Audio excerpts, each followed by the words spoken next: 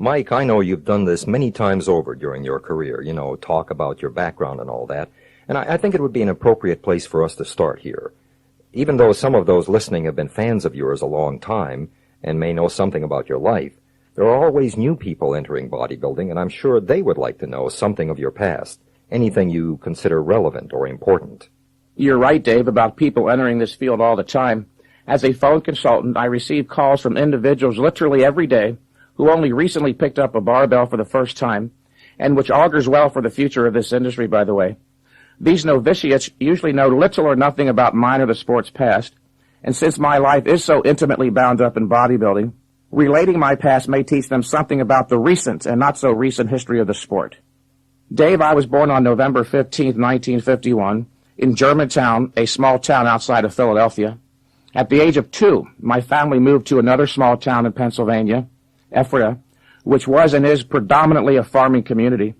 My dad was the major influence during the first 12 years of my life.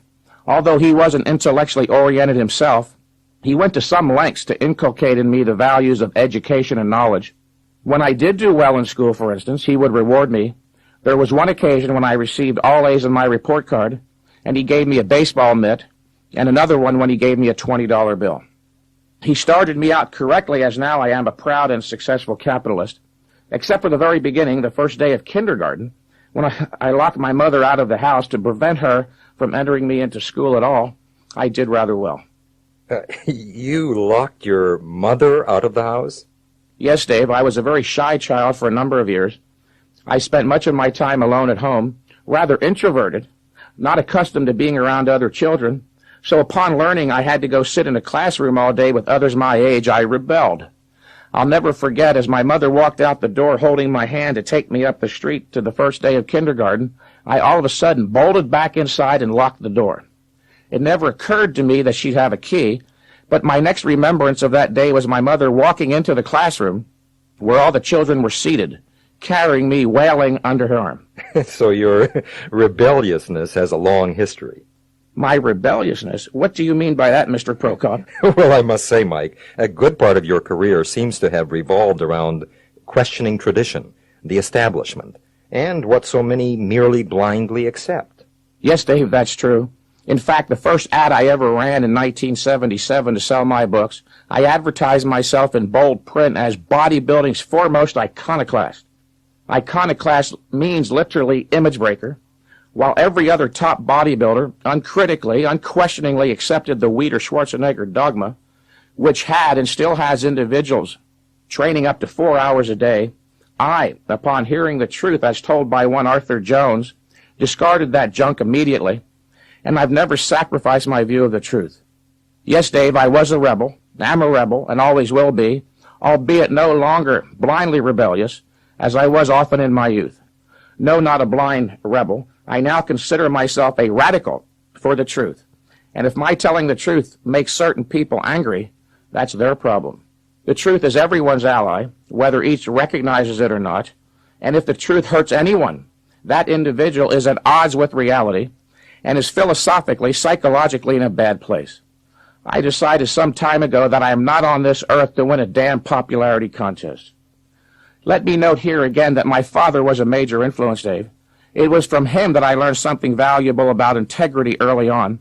My father, Harry Mentzer, who is now deceased, was someone who always seemed to find it easy to stand up for what he believed in. He reveled in it at times, boasting about his integrity, which had a way of irritating those of a weak-willed ilk. I responded rather heartily to my father's pride and self-esteem, which in part is why I am a staunch individualist today. I can remember people in my youth referring to the Mentzers in a tone that inferred we were arrogant and conceited, but we weren't. We were merely proud of ourselves. Mike, what about training in those early years? In addition to emphasizing the importance of education, my father placed a very high premium on being physically able and strong. This resulted in a rigorously athletic first 10 years of my life, Dave. I had a reputation around my hometown. For wherever I went, I would run, jump to touch signs overhead and leap fences, literally all the time, especially jumping fences.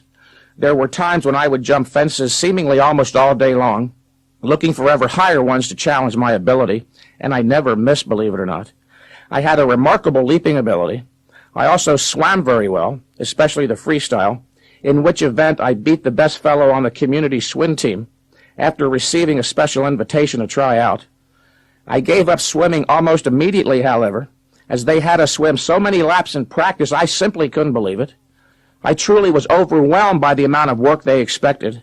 In looking back, I see that the coaches were grossly overtraining their athletes, as most trainers and coaches do today, all operating on the overly simplistic, childlike notion that more is better. I also did well in track and field, football, gymnastics, and baseball, but as soon as I discovered weight training at the age of 11, I gave up all other sports straight away. My early interest in weights extended beyond bodybuilding to Olympic lifting and powerlifting. My hometown, including the entire state of Pennsylvania, was influenced highly by the fact that the father of American weightlifting, Bob Huffman, operated out of York, which is only 30 miles from Ephrata. As a young teenager, a friend of my father's, Johnny Myers, who was a powerlifter, would take me on frequent visits to Muscletown, as York was called, to watch the nation's and world's best Olympic lifters, powerlifters, and bodybuilders train. I got the opportunity to spend entire Saturday afternoons at the then famous York Barbell Club, watching men like Bill March, Tony Garcia, and the precocious Bob Benarski, our best ever heavyweight Olympic lifter, practice technique as well as challenge their personal bests in the press, snatch, and clean and jerk. Also, Terry Todd and Ernie Puckett, the first official champs in organized powerlifting, train on the bench press, squat, and deadlift. This had an enormous impact on me as I took up these lifts, the press, snatch, clean, and jerk, bench press, squat, and deadlift early on. In fact, they were the foundation of my training, and by the time I was 15 years of age, I pressed around 250 pounds, squatted 500 pounds for 2 reps on a free bar. By the way, I also got to see and talk to John Grimmick on a number of occasions. It was Huffman and Grimmick, you may recall, who launched Muscular Development magazine, which was and is my favorite, and now is the only one I write for exclusively, but is published by Steve Bleckman out of Ronkonkoma, New York, who recently changed the format to All Natural and is now called All Natural Muscular Development. In the beginning, Dave, I trained as the manual which accompanied the barbell set my parents gave me as a Christmas present directed, 3 times a week with about 10 exercises or sets per workout. It wasn't until I became a Muscle Magazine fanatic that I gave up a reasonably sane approach and started training 6 days a week for up to 3 hours per session. And as I wasn't making progress doing that, I assumed I'd have to train 4 hours a day, but wasn't sure at that point it was worth it. As I was working 12-hour shifts in the Air Force, working a part-time job, trying to spend as much time as possible with my girlfriend, the thought of training 4 hours a day wasn't very appealing. Just as I was about to forsake my dream of ever becoming a bodybuilding champion, I met Casey Viator, who introduced me to Arthur Jones, who introduced me to high-intensity training theory. During a 1-hour phone call, Mr. Jones disabused me of the notion that I was an expert on the subject merely because I had memorized all of the top champs' routines out of muscle magazines. Well, Mike, tell us more about Arthur Jones. Yes, an interesting subject for me. He possesses an unmitigated passion for the mind, especially mathematical exactitude, the likes of which I haven't seen since, Dave. The first time he and I spoke, it was on the phone, but not a conversation, rather a lecture, and with a capital L. After a very terse, almost abrupt introduction, he launched into an impassioned disquisition on the subject of the fundamentals of anaerobic exercise physiology. I was stunned, not just about what he said, which was brilliant, but more so how he said it. Something like Dr. Leonard Peikoff's description of his first meeting with Ayn Rand in her living room while he was only 17 years of age.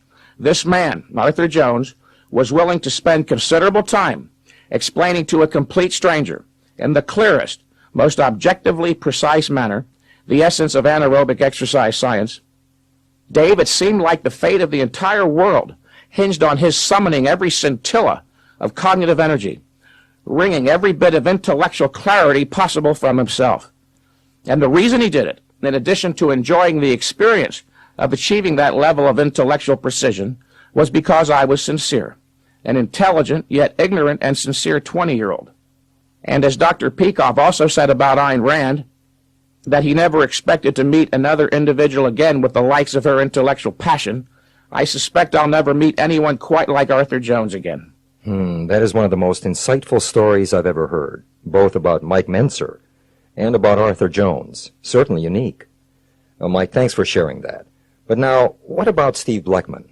I know that you were a writer for Joe Weider for 20 years. In fact, we worked together at one point in the Weider office in Woodland Hills, as you recall.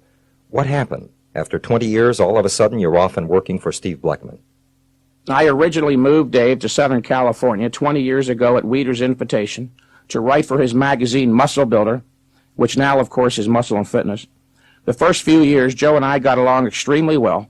Not only did we work well together during that period, we socialized quite a bit, and as many who were there recall, he seemed to regard me almost as a son, believe it or not. Joe had a certain love for philosophy, as I did. So he finally had a top bodybuilder he could promote, who he could also talk to on a higher level. And promote me he did, Dave.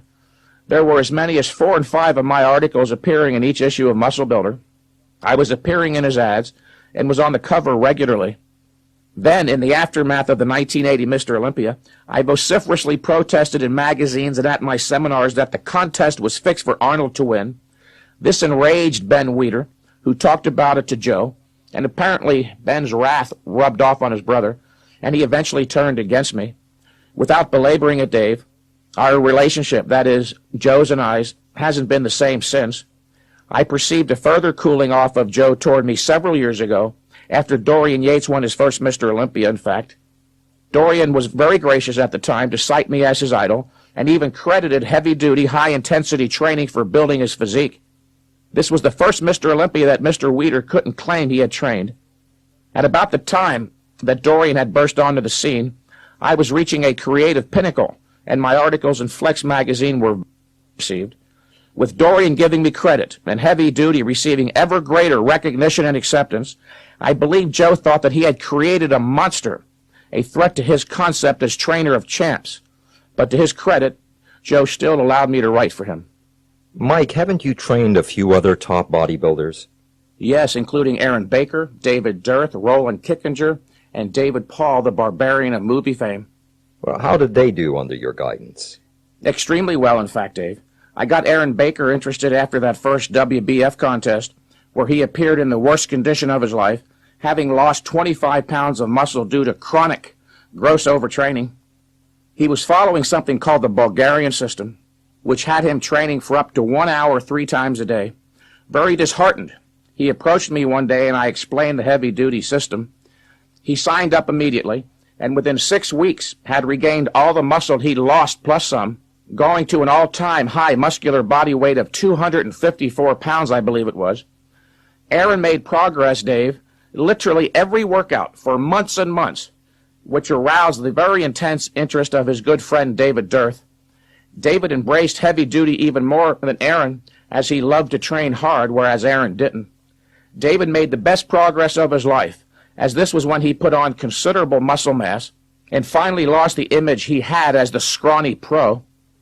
David Paul was perhaps my favorite client ever, as he trained harder than anyone I've ever seen, including myself. David pushed every set so hard, one had the distinct impression he didn't care, literally, if he had pulverized his bones. He approached me a while back, complaining he hadn't gained any strength or muscle in 5 years while training for 2 hours a day, 6 days a week, sometimes twice a day. I kidded him, saying, "David, it took you 5 years to figure out something was wrong," which is a good point to reiterate for the listener, a point I discussed on tape 1. If your current program hasn't been yielding results for weeks or months, it's not going to start working magically next week. Cease immediately, take a 2 or 3 week layoff, and then resume training with high intensity. David Paul, by the way, put 185 pounds on his squat in 4 weeks and gained 7 pounds of muscle that month. That's wonderful progress. And what about Dorian Yates? Dorian is almost a teratological case, Dave, an ultra-gargantuan physique who, like Victor Richards, is so imposing that when he walks into Gold's Gym in Venice, the other bodybuilders, even advanced ones, grit their teeth. They simply can't believe that anyone can attain that much sheer muscle mass. The first time I trained Dorian was in 1992. I ran into him at Gold's Gym. where he told me he was not satisfied with his progress. He had allowed the number of sets he was performing for each body part to creep up to 6. Although he was reluctant to accept my conclusion that he was overtraining, he did allow me to supervise his bicep workout that day. The bicep workout consisted of 1 set of Nautilus curls carried to a point of momentary muscular failure, whereupon I helped him into the contracted position and had him hold it there statically for roughly 15 seconds before lowering under strict control. Dorian didn't say much other than he liked the way it felt, and with that left the gym. Thinking the matter was closed, I was surprised to see Dorian the next morning at Gold's eagerly seeking me out. "Mike," he said, "I wouldn't be here talking to you right now, but I swear I woke up this morning and my biceps were bigger from that 1 set yesterday." And with that, Dave, we, Dorian and I, agreed that I'd train him for the next 2 weeks so he could learn the 1-set system and use it when he returned home to England to prepare for the 1993 Mr. Olympia. I trained him on a couple of different occasions after that, but lately he's made it a point to steer clear of me. I suspect he didn't like all the publicity associating him with Mike Mentzer. As a multi-Mr. Olympia winner, he is looking to create his own mythology, if you will. And possibly because he found out that it wasn't politically correct to be lauding me in flex and muscle and fitness. That's too bad. Well, in a way, perhaps, Dave, but remember, Dorian is his own man and must do what he regards as best for his career. He had been so kind as to endorse my heavy-duty system in my magazine ads, which has helped the cause, and I sure do appreciate it. To pick up the thread, Mike, where does Steve Bleckman enter the picture? At the right time. In the early part of 1995, in fact, when I was really starting to grow uncomfortable with the strain between Joe Weider and myself, certain individuals who had contact with Mr. Bleckman began reporting to me that he was interested in having me work for him. I had never heard of the man before and would reply to these people, "Look, if Mr. Bleckman is interested in having me work for him, why doesn't he call me?"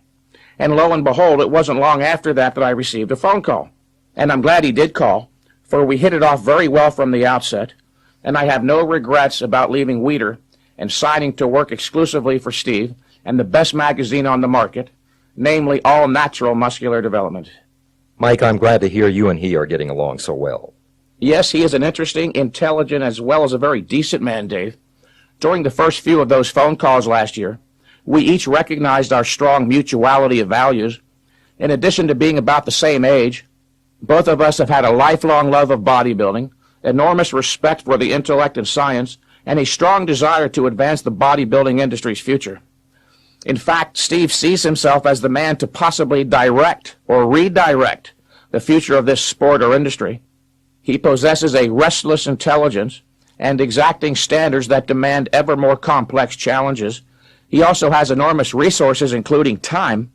At the age of 43, Mr. Bleckman is imbued with the cardinal element of youth. He knows that great things are possible and has the audacity to achieve them. And with regard to the Bleckman Brothers Twin Lab Supplement Company, I decided to endorse their Creatine Fuel Plus because it, like the rest of their supplements, is the best on the market. Last year, in 1996, I visited Steve and his brothers at the Twin Lab facility in Ronkonkoma, New York. While I was prepared, Dave, not to be unduly impressed, as I had heard reports from a few others, including John Romano, as to how great an operation Twin Lab truly is, I was still very, very impressed. As Ross Bleckman started me on the cook's tour of the factory and warehouse, I couldn't help but notice the great pride he had in regard to their achievement. And by the time we were halfway through, I saw that his pride was certainly justified. The warehouse is enormous, packed with material and product, from the floor to the top of the 35-foot ceiling, much of it on conveyor belts, which keep everything moving all the time so there is never more than 2 days storage, and thus that the buyer receives fresh quality product, which is their forte. They have so many fail-safe backup systems at every step along the production line to ensure quality. With Twin Lab, you can be certain you're getting what you pay for, as opposed to others in the bodybuilding supplement industry who farm out their products to be produced by others. I see you've been endorsing Twin Lab's Creatine Fuel Plus. Now, Mike, do you really use it? Not only do I actually use it, Dave, I practically live on it at times. As busy as I am, there are periods when I don't have time for formal sit-down meals, especially breakfast and lunch, so I drink Creatine Fuel Plus along with Twin Labs egg fuel mixed in non-fat milk periodically through the day, but always have a normal dinner. More recently, I added Twin Labs Sport Fuel multivitamin mineral supplement for the powerful antioxidant properties which help prevent muscle catabolism during high-intensity training, and I've never felt better. Mike, there was an interesting comment in one of your recent articles in All Natural Muscular Development. You stated that you've mastered bodybuilding science. To be precise, Dave, I stated that in looking back to when I wrote Heavy Duty 1 4 years ago, I realized that my level of understanding of the fundamental theoretical principles of bodybuilding science was something on the order of 2 + 2 = 3.5. As a result, my client's progress wasn't as good as it could have been. Now my understanding is the equivalent of 2 + 2 = 4. And that shows up in my clients finally achieving results I always knew were possible. Before, I would only occasionally have someone gain 10 to 20 pounds in a month, or 30 to 40 pounds in 3 to 5 months. Now such gains are the rule. When I mentioned the fact that I have finally mastered the fundamentals of bodybuilding science to someone on the phone recently, he said, "There you go again, posturing, Mentzer, always so damn certain. How can you possibly claim such a thing?" And I responded, "Didn't you, sir, master the fundamentals of mathematical science, namely addition, subtraction, multiplication, and division? I didn't say," I continued, "that I'm omniscient or infallible, or even that I possess an exhaustive knowledge of exercise science. Give me a break," I continued. "I'm a little slow. It took me over 20 years to master the simple fundamentals of bodybuilding science, and which may be summarized like this. To be productive, exercise must be number 1, intense, number 2, brief, and number 3, infrequent. The fundamentals, in other words, relate to the issues of intensity, volume, and frequency." Now, in stating that I've mastered the fundamentals of bodybuilding science, listener, I can't say necessarily that I would start you or a new client on the same baseline program that the Almighty would, as mentioned on a previous tape. What I do is start the individual on a proven baseline program, one that has worked well for the majority. If after checking his strength increases, once he has completed 2 or 3 cycles of the 4 workouts, I deem his progress is not satisfactory, I make modifications. An important observation I made several years ago, having been a trainer for 2 years at that point, is that those with what I refer to as linear physiques, those with slighter builds, most often individuals 5'10" or taller, and 150 to 185 pounds or so, are the ones who usually do not tolerate high-intensity exercise stress quite as well as others. And with those of that body type, whose training history already clearly reveals a lower exercise stress tolerance, I start them out on a modified program, which I refer to as the consolidation program. I understand, Mike, that your new book, Heavy Duty 2, Mind and Body, which is filled with quotes, has a quote from Thomas Jefferson as the first quote of the book. Yes, and it is perhaps President Jefferson's most famous. He said, "Fix reason firmly in her seat, and call to her tribunal every fact, every opinion. Question with boldness even the existence of a God, because if there is one, he must more approve of the homage of reason than that of blindfolded fear." Close quote. If anyone listening thinks that the material on these tapes is too intellectual, Dave, that perhaps people shouldn't be expected to learn philosophy, remember, bodybuilding does not exist in a vacuum apart from the rest of life. Even within bodybuilding, if one desires to learn to distinguish between true and false ideas, he must learn to reason, and only a rational philosophy can teach that. This is the end of Side 1. Please turn over the tape at this point to continue with Side 2. Well, now that you've raised the point, Mike, I think it would be appropriate to ask, what is philosophy exactly? Philosophy, Dave, is the intellectual discipline whose purpose is to study the fundamental nature of things, which then enables the special sciences to study isolated aspects of the universe. Or, one could say that the purpose of philosophy is to teach man to make valid identifications, i.e., establish the identity of the fundamental nature of things. And one may learn to do this only once he has come to understand the 5 branches of philosophy, Dave. Forming the base of philosophy's hierarchical knowledge are metaphysics, which studies the fundamental nature of reality and man, and epistemology, which studies the nature of knowledge and man's means of acquiring it. Logically based on and derived from these two fundamental branches is the third branch, ethics. It is only on the basis of having properly identified the fundamental nature of man, including his means of knowledge, and of the universe in which he acts, that it is possible to formulate a prescription for what man ought to do. Whereas the first two branches are essentially descriptive, ethics is prescriptive. The task of a proper, non-religious, scientific ethics is to teach man, quite simply, to make the right choices. The next step up man's hierarchical structure of knowledge is politics. Its proper function is to identify and implement the principles that serve as a logical transition from guiding a man's actions to guiding his actions with others, and to tie it all together and present man his abstract theoretical philosophy in concretized form for his pleasure and contemplation is aesthetics or art. Everyone listening to this tape has a metaphysics, a view of reality, an epistemology, a view of knowledge, an ethics, a code for making choices, a politics, and an aesthetics or art values. In short, he has a philosophy. Man needs a philosophy in order to live.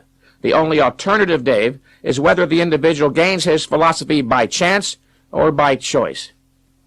That's all I want to say about the 5 branches, except that if anyone listening does care, if you don't want to leave the creation of your soul to chance, literally, and that is the issue, then start studying philosophy by reading Ayn Rand's novel The Fountainhead, and concurrent with reading The Fountainhead, I strongly suggest you read her book of explicit philosophical essays entitled Philosophy.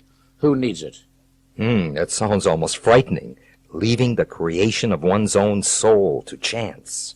Well, it shouldn't frighten anyone, although it should have a sobering effect. Most in our culture have, in fact, left the issue of their own souls to chance influences. One's soul, Dave, is not some gossamer-like, ghostly ethereum lodged in his nervous system. Your soul is your consciousness, which is comprised of 2 elements, your ideas and your emotions, which are integrated. Your emotions are literally the products of your ideas, your thinking. And most people blindly and uncritically accept their ideas from magazines, books, movies, family, friends, teachers, by osmosis from the cultural atmosphere, as Ayn Rand put it. As a result, many of their ideas or beliefs are contradictory, which is why they are torn by conflict and thus uncertain about so many things. Without philosophy, one cannot critically evaluate ideas, and he perforce becomes a man of mixed premises, with a soul like a shapeless piece of clay, stamped by footprints going in all directions. With a proper understanding of the power of ideas, that is philosophy, one can achieve an integrated personality, as I described on tape 1, where there are no contradictions between a man's thought, feelings, and actions. Well put, Mike. You know, one of my favorite articles of yours in All Natural Muscular Development had as its theme the issue of concrete-bound bodybuilders versus principled bodybuilders. Now, what in hell does concrete-bound mean? That's one of my favorite topics as well, Dave. Let me explain how I came to write that piece.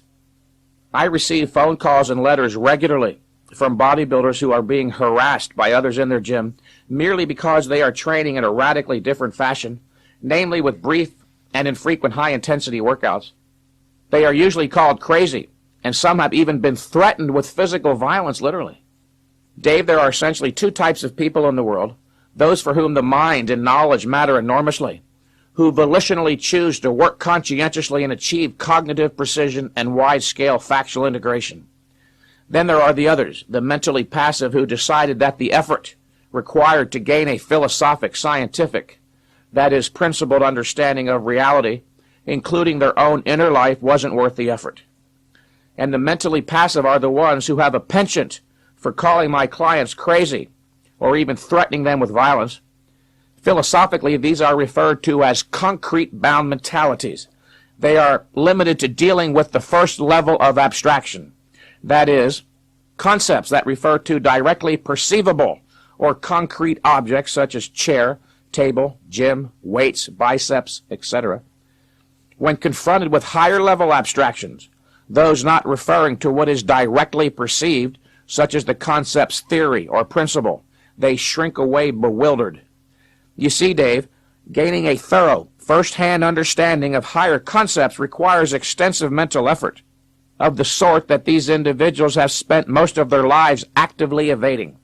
Hence, upon encountering that better type of individual, the one who heartily embraced the effort and responsibility of rational thought and critical judgment, the self-arrested, concrete-bound person feels threatened even to the point where he'll use violence.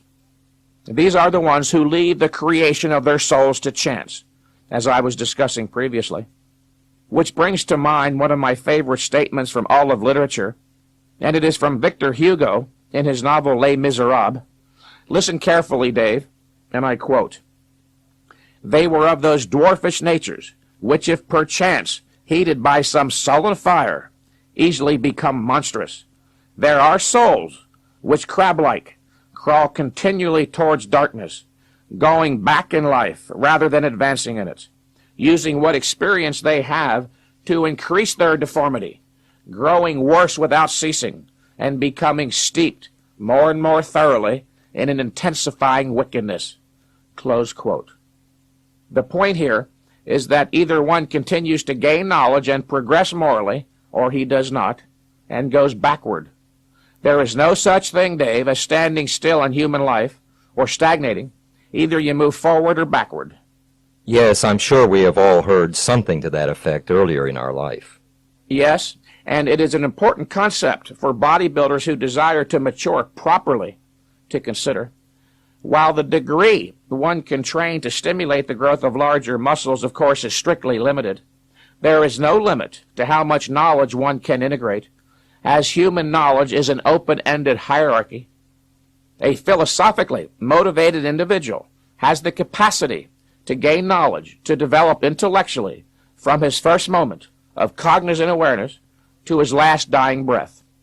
Mike, just to switch gears here for a moment, I understand that one of your recent articles in Muscular Development angered a number of people. I believe it was your report on the Night of the Champions contest. Yes, it did, Dave. It did anger some people. So far, 3 different individuals have contacted me in protest of what I said about them in that article. One of those 3 threatened me physically, a severely self-arrested, concrete-bound individual. As I was leaving Gold's Gym after my own workout, this particular person confronted me, screaming maniacally. Then he started pushing me, saying that I attacked him personally in that article, and that he wanted to go outside and beat me up. I told him that if he touched me one more time, I'd make sure he would spend some time in jail, and that it was a free country, so I could write anything I chose short of libel. By then, the employees from behind the front desk were there to pull him off me, at which point he was still railing on, something to the effect that I was a horrible writer anyway, and that he'd get me back somehow. In fact, I said nothing about his moral worth or person in that article, Dave. I merely reported that he wasn't in his best condition for this contest or his last one. Imagine how such an individual might act in a real crisis situation when he has so little self-control in one where there is no real threat. He is in dire need of the type of mind training that a philosophy of reason provides. The day after that incident, I was again leaving the gym when Flex Wheeler piped up, "So, you think I don't know how to train, huh?" Amongst the many glowing things I had written about Flex's physique in that article, I also wrote that neither he nor Ron Coleman had the slightest clue as how to properly direct their training effort. I walked over to Flex and said, "No, Flex, you really don't know how to train. If I could train you for 6 months, you'd beat Dorian Yates." And that was that, Dave, a more civilized encounter, if you will. Now, Mike, we don't have much time remaining, and I wanted to ask you some questions I have about heavy duty. For instance, why do you have your clients train so infrequently on a split routine? Isn't it true that if one trains different body parts each workout, he can train more frequently, since the non-worked body part is afforded rest on the day he is working other body parts? This is a very common belief, but it simply is not true. You are failing to recognize, Dave, that exercise, in addition to having a localized effect on the given muscle being worked, also has a systemic effect. That is, it affects the rest of the physical system. Localized muscle recovery actually is completed fairly quickly, with systemic recovery taking up to 4 days or longer in some cases. Haven't you had a heavy leg workout, say on a Friday, Dave, then intentionally rested all weekend thinking you'd be fully recovered? But instead, you woke up on Monday still generally fatigued? See what I mean? Yes, indeed, and I've had that experience, and you're right. Now, I see the distinction now very clearly between localized recovery and systemic recovery. Now, my next question has to do with your new ad for Heavy Duty 2 in All Natural Muscular Development, wherein you claim it is possible for an individual to actualize his muscular potential in 1 year. That doesn't seem possible. Those who know nothing about the scientific principles of high-intensity, anaerobic exercise stress physiology not only would think that actualizing one's muscular potential in a year would be impossible, they actually wouldn't know where to begin in projecting how long the actualization of their muscular potential might take. Those utilizing the blind, non-theoretical volume approach to training are continuously fretting as to whether they'll ever achieve their goal of bigger muscles or not, because they know nothing, literally nothing about the nature of the training stress required to stimulate growth, or that the volume and frequency of weight training exercise must be cautiously regulated. I made the point on one of the other tapes, Dave, that when in possession of a truly valid theory, and beyond that, and just as important, one is making the proper, practical application of the theoretical principles, progress, no matter what the field of endeavor, should be nothing short of spectacular all the time. Remember, the purpose of theoretical knowledge is to serve as a guide for successful human action. Mike, I don't ever recall seeing you address the issue of steroid use as it relates to heavy-duty training in any of your articles. With the trend away from steroids, I would think that there would be a stampede toward high-intensity training. Dave, this is one of the most pressing issues in modern bodybuilding, the move away from steroids and their resultant effect on training. But your posing of the question implies a consideration perhaps not generally understood. The reason some bodybuilders have gained muscle with volume training relates to the fact that steroids act primarily as recovery ability enhancers. Were those same bodybuilders to train for 2 hours a day, 6 days a week without steroids, they would begin to lose muscle mass almost immediately. Heavy-duty, high-intensity training is tailor-made for the non-steroid natural bodybuilder because of the painstaking precaution to properly regulate the volume and frequency of exercise to prevent overtraining. I'd like to warn the neophyte bodybuilder that those outlandish routines you read about in certain muscle magazines, which advocate that you train like the top champs for hours every day, were developed with the explicit understanding that steroid use increases recovery ability or exercise stress tolerance manyfold, yet continue to be promulgated by unscrupulous publishers who refuse to inform their readers, the majority of whom are natural, non-steroid bodybuilders, that the top champs who employ them are drug users. And with steroid use becoming a thing of the past, Steve Bleckman, All Natural Muscular Development magazine, and Twin Lab have picked up the gauntlet by investing in research and product development, which leads the way in providing nutritional supplements that serve as the proper, healthy way to augment muscular development. Those insane marathon workouts do not, cannot, will not yield any results for those with a normal complement of hormones. They don't even work, for Christ's sakes. For many who do take steroids, as innumerable of my phone clients have reported, only those with superior genetics who take steroids make progress while training with the marathon or volume approach, and even they would make much greater progress, of course, if they trained properly. The proof of that is my own success with heavy duty, Casey Viators, Aaron Bakers, David Durst, David Pauls, not to mention Dorian Yates, and my hundreds of clients. What about women, Mike? Does high intensity work for them as well as men? Yes, because the principles of human physiology, Dave, are just that. The principles of human physiology. They are applicable to all, male, female, black, white, tall, short, young, and old, with some variations, of course. And the primary difference between male-female physiology is the sexual reproductive system. Within the context of lesser testosterone endowment, therefore, it can be inferred that women don't tolerate exercise stress as well as men, though not always.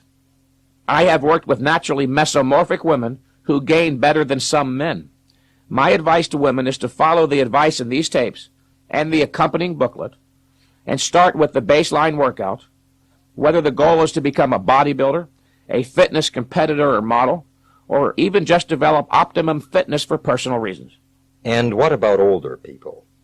In fact, high-intensity training is very good for older people, as without some form of weight-bearing stress, older women in particular become prone to osteoporosis, which is demineralizing of the bones. Older people, men and women, also tend to lose lean mass unless they engage in some form of weight training and aerobic exercise. And as you know, the loss of lean mass results in the slowing of the metabolism, which makes it easier to get fat. I would imagine many like your heavy-duty workouts because they are brief and infrequent. I have spoken with numerous people, especially intelligent, career-oriented individuals, who were either about to give up weight training or were reluctant to start as they were under the impression that training every day for an hour or two was required, and they just couldn't justify, Dave, that kind of time expenditure. Then they read about my approach and only trained for 20 minutes every 4 or 5 days, and now these same people are quite delighted with their progress. What never ceases to amaze me, Dave, is the number of bodybuilders who scoff at the mere suggestion of even trying heavy duty and continue to slave away for hours a day with little in the way of meaningful progress. Throughout human history, men have done all they could to avoid slavery, and here in the latter part of the 20th century, there's a group of knuckleheads who seem to willfully embrace the role of beast of burden. What about aerobic exercise and cardiorespiratory health? Dave, aerobics have been inordinately emphasized over the last decade, ever since it was recognized that the public is more likely to engage in low-intensity aerobic activity than in high-intensity anaerobic activity. Some may recall that prior to the heavy emphasis on aerobic conditioning, the primary emphasis was on something called total fitness. Total fitness is comprised of several components, including skeletal muscle strength, flexibility, endurance, the building and maintenance of lean mass, and positive self-image, all of which are best achieved through a properly conducted weight training program. Aerobic activity does next to nothing to provide for increased skeletal muscle strength. In fact, by overworking certain few muscles to the exclusion of working others at all, aerobics can create imbalances in the skeletal muscular system, which increases the likelihood of injuries. Nor does aerobic exercise improve flexibility, anaerobic endurance, or lean mass. And it was never cast in stone that one must limit his activity to repetitive movement of the legs as on a treadmill or Stairmaster to improve his cardiorespiratory endurance. The cardinal principle for improving cardiorespiratory fitness is that the individual sustain a certain age-related pulse rate for at least 12 to 20 minutes. This can be easily accomplished with high-intensity training by limiting rest time between sets. Or, if a person is hell-bent on doing aerobics, remember, it is possible to overtrain here, too. When training in high-intensity fashion, as described on Tape 2, limit aerobics to no more than 20 to 30 minutes twice a week. And for the bodybuilder who is seeking to develop maximum muscle mass in the shortest time possible, I strongly advise he eliminate aerobics entirely for a while. This is because the body has a strictly limited adaptive capacity. It's not as if the body has 100 units of adaptive resources for increases in strength and size and 100 units available for adapting with increased endurance. The body possesses but 100 units of adaptive energy, period. Or in other words, training guided by mixed premises will not yield results of the same magnitude as would adaptive specific training. Mike, I see that our time is up. Thank you very much for a most enlightening interview, and I will look forward to talking to you again soon. Dave, it was my pleasure.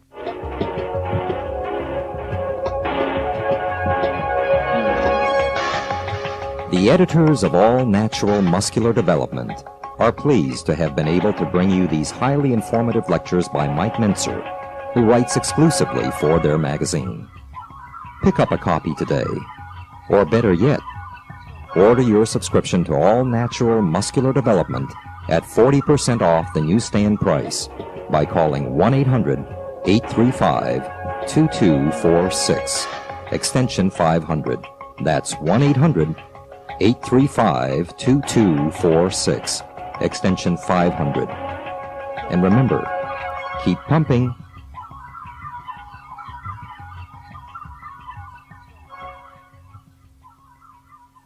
Mike, I know you've done this many times over during your career, talk about your background and all that, and I think it would be an appropriate place for us to start here.